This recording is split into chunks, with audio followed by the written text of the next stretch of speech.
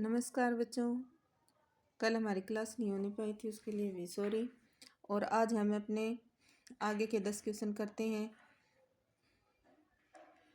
2023 वाला हमारा पीजीटी का 1-2 दिन में ख़त्म हो जाएगा पेपर। उसके बाद हम 2022 का करेंगे। भैया आज 2 वीडियो डाल देंगे उसका, तो कल किसी घरेलू काम के कारण ही वीडियो नहीं डाल पाए। मेरे बच्चों, आप सब्सक्राइब और लाइक ज़रूर किया करो ताकि मुझे मोटिवेशन मिले और मैं आपको अच्छी तरह से एक्सप्लेन करके भी अगर समझाना चाहूँ तो फिर आप जब तक मुझे सपोर्ट नहीं करोगे तब तक मैं कैसे करूँगी। तो please my video, my channel like and subscribe. चलो भी आज बिना किसी देरी के हम अपने अगले क्वेश्चन शुरू करते हैं।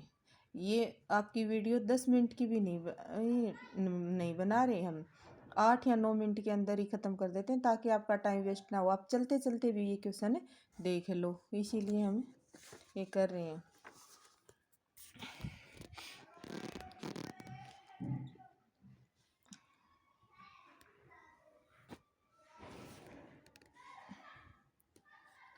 अच्छा भी, अब देखो, कल हमारे 120 तक हो गए थे। जगत्या अंतर्गते कै छंद अस्ति, इसमें कौन सा छंद है? द्रुत विलंबी तम। फिर अगला है अधोलिखितेषु दीर्घ संधेरु उदाहरणम अस्ति। दीर्घ संधि का उदाहरण कौन सा है? दसारण, ऋणारणम, भूधर्वम, वसारणम। तो इसमें भी ये भूधर्वम है ना, ये दीर्घ संधि का उदाहरण है। कैसे? जैसे इसका संधि विच्छेद होगा भू प्लस ऊर्ध्व, तो भूधर्वम। फिर हमारा अगला है क्वेश्चन है पठ धातु लंग लकार प्रथम पुरुष एक वचन किम रूपम स्यात्। पठ धातु लुंग लकार के प्रथम पुरुष एक वचन में कौन सा रूप होगा? तो लुंग लकार में आपको पता है ये भूतकाल में चल जाता है, तो भूतकाल में हमारा ऐसे शुरू होता है, तो ये 2 तो वैसे ही कट गए, ये तो आएंगे ही नहीं। ऐसे शुरू होता है तो अपाठी अपाठित, अपाठी कुछ होता ही नहीं है, तो प्रथम पुरुष एक वचन को अपाठित, ये हमारा रूप होगा। अगला हमारा है रमा प्लस आ इत्यतर तृतीय विभक्ति एक वचन सिद्धत्वे केन सूत्रेण आकार स्थानी एकार आदेशो भवति।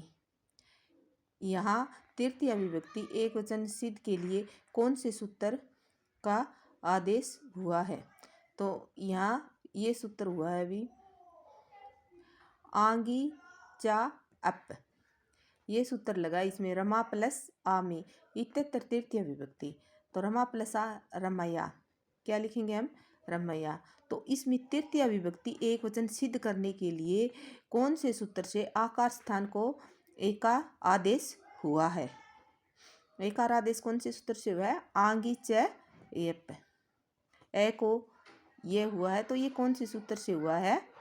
आंगी च एप, इस सूत्र से ये आदेश हुआ है। अगला सूत्र है पंचानाम कुमारीणाम समाहारा इति अत्र समस्त पद स्यात्। इसका पूरा पद क्या होगा?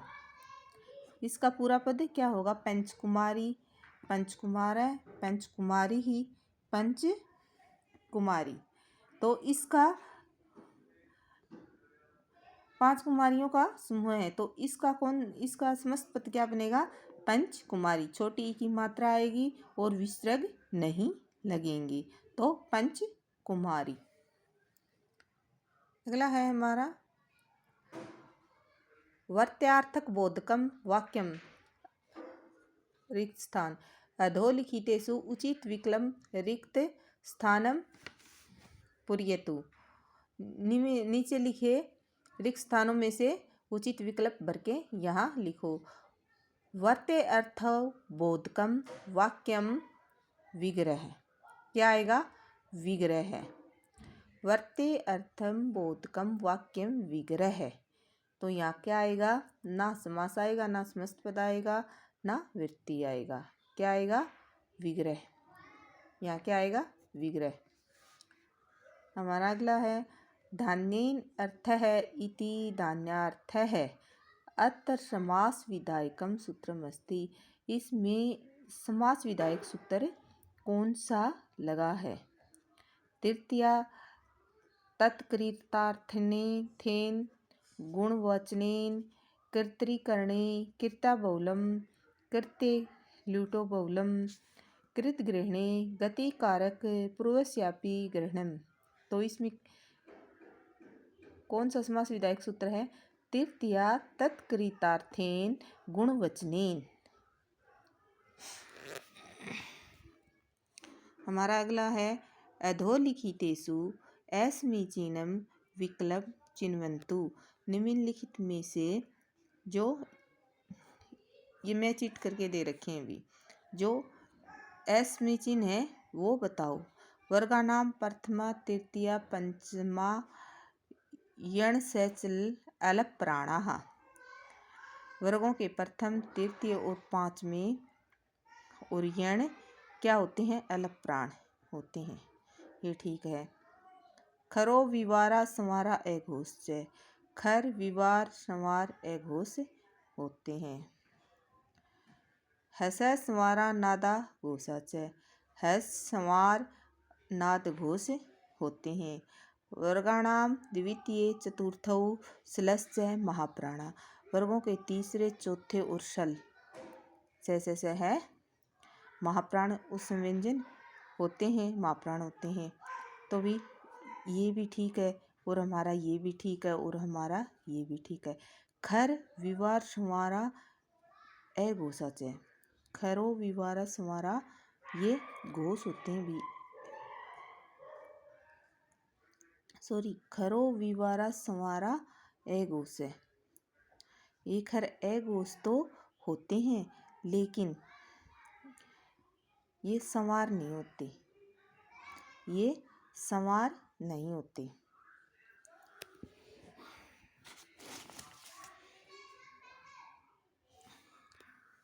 अगला है पुनरारंभते अत्र संधि विच्छेदम अस्ति।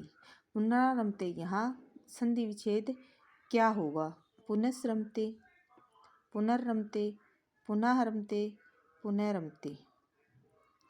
तो यहाँ पुनरारंभते तो इससे हमें पता चलता है यहाँ क्या होगी, विसर्ग संधि। पुनः है प्लस रमते, इसका विसर्ग का क्या हो जाएगा,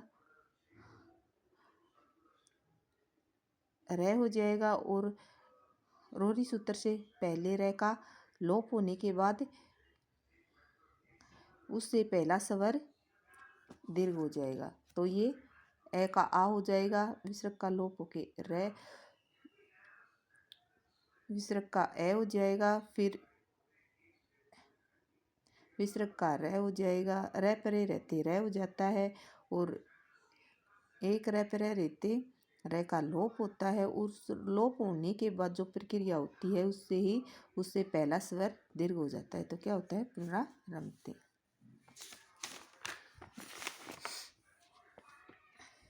शिव केशवो इत्यत्र शिवः शब्दस्य पूर्व प्रयोग है केन सूत्रेण स्यात्। शिव केशवो, शिव और केशव, इत्यत्र यहाँ शिव शब्द का पूर्व प्रयोग किस सूत्र से हुआ है। हम केशव भी तो लिख सकते थे ना पहले, हम ये भी तो लिख सकते हैं केशव शिवो। तो यहाँ पे शिव का प्रयोग किस सूत्र से पहले हुआ है, द्वंद्वे घी। किस सूत्र से हुआ है, द्वंद्वे घी। अलप अल्पाचरतम अजान्तम अभ्यर ही तंज। तो इसमें कौन से सूत्र से शिव का पहले प्रयोग हुआ है, अलप अचत्रम, अलप अल्पाचित्रम। किन से हुआ है, अल्पाचित्रम, अल्पाचित्रम। फिर अगला है पद संज्ञायाः प्रयोजनम वर्तते। पद संज्ञा का प्रयोजन बताओ। वाक्य प्रयोग करना होता है, शब्द निर्माण होता है, वाक्य शुद्धि होता है या शब्द शुद्धि होता है। तो पद संज्ञा का प्रयोजन होता है शब्द निर्माण करना, शब्दों का निर्माण करना, वाक्य शुद्धि करना, शब्द शुद्धि करना, ये नहीं होते भी, इसका होता है वाक्य में प्रयोग। जब हम शब्दों को वाक्य में प्रयोग करेंगे तो वो पद बन जाएंगे। जब हम ऐसे लिखते हैं राम आ गया है, तो यहाँ राम क्या है, यहाँ राम पद हो गया, आना भी पद हो गया, जाना भी पद हो गया। लेकिन हम अकेला राम बोलेंगे तो वो एक संज्ञा होगी, वो एक शब्द हो गया, आना एक शब्द हो गया। लेकिन जब इसको हम सेंटेंस में यूज कर लेते हैं तो ये क्या हो जाता है, यहाँ पद बन जाता है। तो पद संज्ञा का प्रयोजन क्या होता है, वाक्य का प्रयोग, वाक्य का प्रयोग करना। नमस्कार बच्चों, आज की हमारी वीडियो यहीं समाप्त हुई। धीरे धीरे हम अपनी पेपर कंप्लीट करने जा रहे हैं। प्लीज़ वीडियो लाइक और सब्सक्राइब करिए। धन्यवाद।